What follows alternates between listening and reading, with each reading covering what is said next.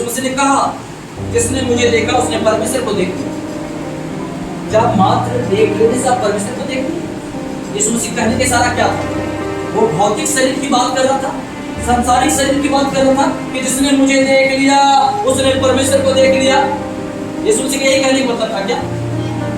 अगर ऐसी बात है तब तो मैं कहूंगा कि आपने अपने आप को देख लिया तो अपने परमेश्वर को देख लिया, क्योंकि परमेश्वर खुद कहता है, मैंने अपने स्वरूप और समानता में मनुष्य को सृजा है। हालेलुया। लेकिन यीशु मसीह का कहने का मतलब था कि जिसने मुझे देख लिया, यानी मेरे अंदर के बातों को, मेरे प्रेम को, मेरे क्षमा को, मेरी दया को, मेरे तरस को, मेरे मनुष्य जाति को बचाने के प्रति जो तड़प है, इसको देख लिया। हम लोग समझ गए कि परमेश्वर कैसा है। हालेलुया।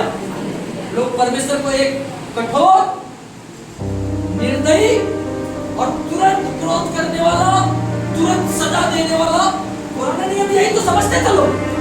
पुराने नियम में लोग समझते थे एक गलती कर देगा परमेश्वर तुरंत दंड देगा, मार देगा, नाश कर देगा, विनाश कर देगा। परमेश्वर को एक निर्दयी शासक के रूप में परमेश्वर को समझते थे।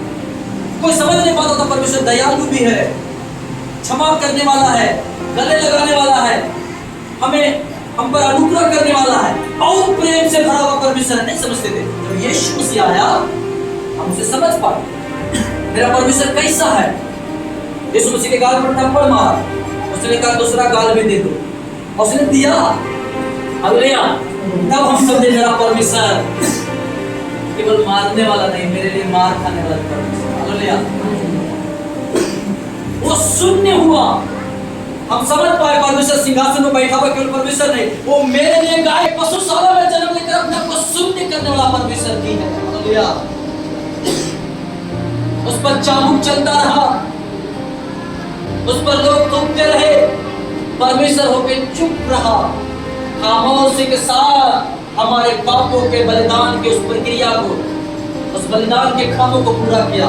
वो हमारे लिए राजाओं का राजा, प्रभुओं का प्रभु, जिसने समुद्र को चुल्लू में नाप कर उजला, जिसने पहाड़ को तराजू में तौल कर रखा, जिसने सूर्य, चंद्रमा, तारों को, ग्रहों को, आकाश गंगाओं को, इस पृथ्वी को बनाया अपने शब्दों के द्वारा। मनुष्य को जिसने मिट्टी से रचा, अपने जीवन का श्वास रखा, उस मनुष्य को बचाने के लिए वो महान परमेश्वर, सर्वशक्तिमान, शून्य करने। इससे हम जाने परमेश्वर कैसा, इस यीशु मसीह के द्वारा हम जान पाए परमेश्वर है कैसा। हालेलुया। उसे शारीरिक रूप में समझने की भूल ना करें। कोई चाहे कि मैं परमेश्वर को शारीरिक रूप में समझने की कोशिश करूंगा तो भाई यीशु मसीह को भी हम लोग नहीं देखते, लेकिन यीशु मसीह का वचन है, धन्य हो तुम जो बिना देखे मुझ पर विश्वास करते हो। हालेलुया। बिना देखे उस परमेश्वर को समझने के लिए वो लड़का का सवाल था, सनातन धर्म क्या है? उस लड़के का दूसरा सवाल था, सनातन धर्म क्या है? मैं पहली बार में सब कुछ का जवाब दे सकता था, मैंने सवाल का जवाब दिया। अगर आप मुझसे सवाल किए सनातन, और इस सनातन का मतलब क्या होता है? हालेलुया। सनातन का मतलब होता है सबसे पहला, सबसे। मैं उसको एक बात बताइए, जो परमेश्वर आकाश और पृथ्वी को और आकाश में जो कुछ है सब कुछ को बनाया, उसी परमेश्वर ने जब पहला इंसान को बनाया, उसी परमेश्वर ने उसकी पत्नी से उसकी पत्नी को बनाया, उसके बाल बच्चे उसी परमेश्वर के द्वारा आशीषित होकर बढ़े संसार में। और वो मनुष्य, वो पहला मनुष्य, वो पहली स्त्री जिस परमेश्वर को ढूंढी, जिसकी उपासना की, जिसकी आराधना की, जिस परमेश्वर के मार्ग पर धर्म मान के चली, वही धर्म तो सनातन हुआ ना। हालेलुया। जो सबसे पहला वो सनातन। इसलिए बाइबल में लिखा है परमेश्वर कहता मैं सनातन का परमेश्वर हूं। हालेलुया। यानी मुझसे पहले ना कोई था ना मेरे बाद कोई होगा। वो पहला इंसान बनाया। आप कल्पना करें संसार में कोई नहीं, सिर्फ एक इंसान है और एक स्त्री और एक परमेश्वर। अब वो दोनों पूजा करते हैं, तो जिस परमेश्वर ने उसे बनाया उसी की पूजा करेगा या किसी और की? आप लोग बताइए, एक कल्पना कीजिए। आप लोग कोई नहीं संसार में, सिर्फ दो जन, एक परमेश्वर, दो व्यक्ति, एक नर और एक नारी। उसका तीसरा सवाल था जाति के विषय में। मैंने कहा दो ही जाति संसार में, एक नर और एक नारी। हालेलुया।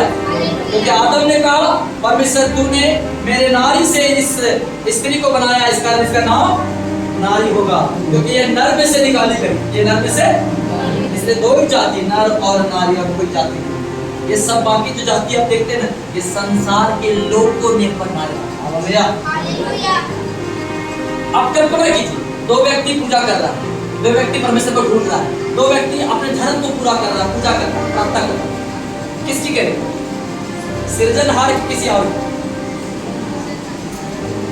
उस जगह जो परमेश्वर उपस्थित होगा, पहला बार मनुष्य के सामने, और पहली बार धर्म की प्रक्रिया पूरी की जा रही है, आराधना उपासना की जा रही है, वो परमेश्वर जो वहां उपस्थित होगा, वो परमेश्वर जिसकी वो आराधना करेगा, वो धार्मिक बातों को जो पूरा करेगा, वही तो सनातन धर्म हुआ ना। हालेलुया। तो जिस परमेश्वर, जो परमेश्वर कहता मैं सनातन का परमेश्वर हूँ, और जिसको हम लोग आराधना करते हैं, वही तो सनातन धर्म है। हालेलुया। जो सबसे पहला था, और उसको आज तक हम लोग मानते हैं। हम लोग इसलिए उस परमेश्वर को जो आत्मा है, उसकी आराधना आत्मा मुझे करते हैं। आत्मा मुझे, बाइबल में लिखा है मैं आत्मा हूँ, इसलिए आवश्यक है कि तुम आत्मा और सच्चाई से मेरी आराधना करो। हालेलुया।